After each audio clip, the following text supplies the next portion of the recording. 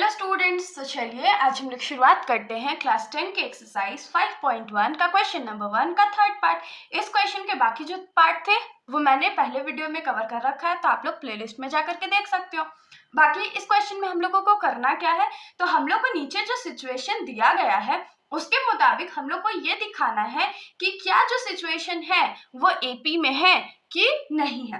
तो इसके अंदर हमारा थर्ड क्वेश्चन क्या है कि the cost of digging a well after every meter of digging when it cost rupees 150 for the first meter rises by rupees 50 for each subsequent meter। इसमें क्या बोला गया है कि मतलब कि एक कुएं को खोदा जा रहा है या वेल डिग किया जा रहा है जिसका जो कॉस्ट है वो फर्स्ट मीटर का कॉस्ट कितना है 150 रुपीज, और फिर जैसे जैसे मीटर बढ़ते जाएगा वैसे वैसे पैसा भी बढ़ते जाएगा।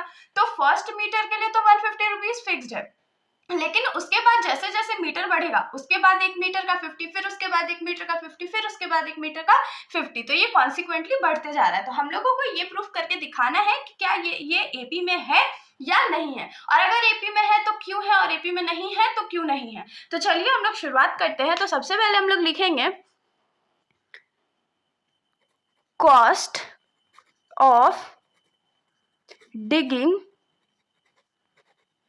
For the first meter. First meter के लिए प्राइस जो है या जो कॉस्ट है वो कितना है, तो रुपीज 150 है ना, इसको हम लोग A1 मान लेते हैं, ठीक है। फिर cost of digging second metre, second metre dig करने के लिए कितना लगेगा, पहला मीटर का तो पैसा लगने ही वाला है तो वो 150 है, प्लस क्योंकि एक मीटर सिर्फ एक्स्ट्रा हम लोग गए हैं इसीलिए रुपीज 50 और लगेगा, तो ये क्या हो जाएगा रुपीज 200 हो जाएगा।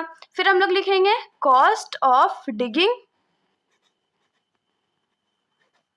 Third meter. अब अगर थर्ड मीटर डिग करते हैं तो ये क्या हो जाएगा, फर्स्ट का तो हम लोग को पैसा लगने ही वाला है, प्लस 2 मीटर हमने एक्स्ट्रा किया ना, पहला मीटर आ चुका है हम लोग का और 2 मीटर हमने एक्स्ट्रा डिग किया ना, तो ये क्या हो जाएगा 2 इंटू ₹50, तो ये क्या हो जाएगा ₹150 प्लस 250 का कितना होता है 100 होता है, ये रुपीज में था तो ये कितना हो जाएगा ₹250। अगर मान लीजिए इसको A2 मान लेते हैं, इसको हम लोग क्या मान लेते हैं A3 मान लेते हैं, हो गया, तो A3 तक का वैल्यू निकल गया। अगर आप लोग चाहो तो इसके बाद का भी वैल्यू निकाल सकते हो, बाकी हमारा काम तो यहीं से बनने वाला है। तो हम लोग क्या लिखेंगे, सो ऑब्टेन्ड सीक्वेंसेस, हमारा सीक्वेंस क्या है, सबसे पहले 150 था, यहाँ पर रुपीज को हम लोग इग्नोर मार रहे हैं, ठीक है, फिर 200 है, फिर 250 और ऐसे करके ये कंटिन्यू होने वाला है, क्योंकि हम लोग को फिक्स तो नहीं दिया हुआ है कि 50 मीटर्स को डिग किया गया है कि 60 मीटर्स डिग किया गया है। इतना तो समझ में आ गया होगा। अब देखिए, अब हम लोग को क्या फाइंड करना है कि क्या ये एपी में है। तो एपी में होने के लिए क्या होना पड़ता है, उसके जो कॉन्जिक्यूटिव टर्म्स है उसका डिफरेंस सेम होना चाहिए। तो इसको हम लोग A1 माने थे, इसको हम लोग A2 माने थे, इसको हम लोग A3 माने थे, मतलब इन दोनों का डिफरेंस पहले सेम होगा और उसके बाद अगर इन दोनों का डिफरेंस भी सेम हो गया तब ये एपी में होगा। तो ये क्या हो जाएगा A2 माइनस A1, A2 क्या है 200 माइनस A1 क्या है 150, तो डिफरेंस कितना का आया 50 का आया, ठीक है।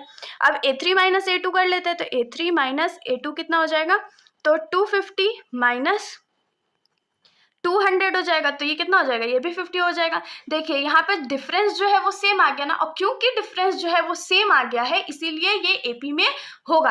तो हम लोग लिखेंगे since the difference between the consecutive terms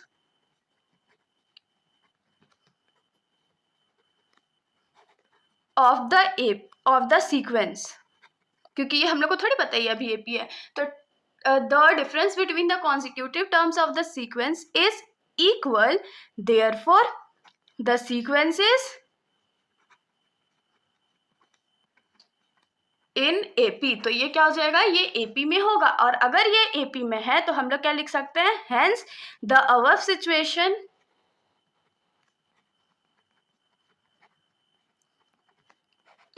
forms an AP. यही तो हम लोगों को प्रूफ करना था, हमने प्रूफ भी कर दिया कि ये एपी में क्यों है। तो इसके साथ हमारा ये जो सॉल्यूशन है ये यहीं पर खत्म होता है। अगर आप लोगों को डाउट हो तो आप लोग कमेंट सेक्शन में पूछ सकते हो, वरना अगर आप लोगों को वीडियो अच्छी लगी तो वीडियो को लाइक कर दीजिएगा और मेरे चैनल को बिना सब्सक्राइब किए कहीं मत जाइएगा। Thank you.